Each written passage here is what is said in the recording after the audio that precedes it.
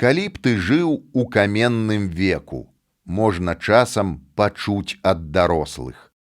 Але як бы гэта было? Як бы ты выглядаў, як апранаўся?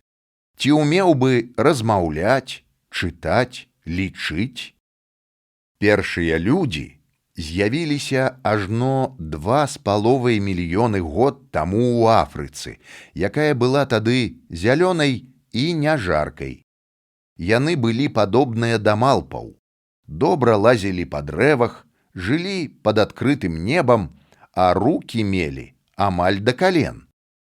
Але паколькі каменны век быў вельмі доўгім, амаль 2 мільёны год, тады як наш жалезны лічыць толькі 10 000 год.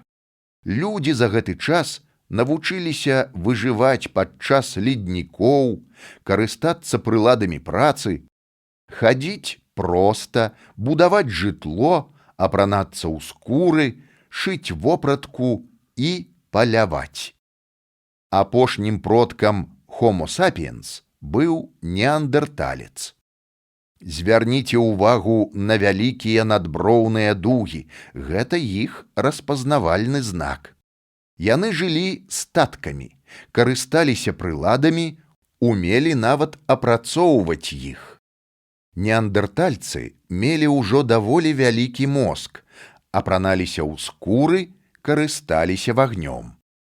А ўслед за імі з'явіўся Homo sapiens, краманьёлец, чалавек разумны. То бок мы. Чалавек разумны ведаў, што бяспечней жыць у абшчынах.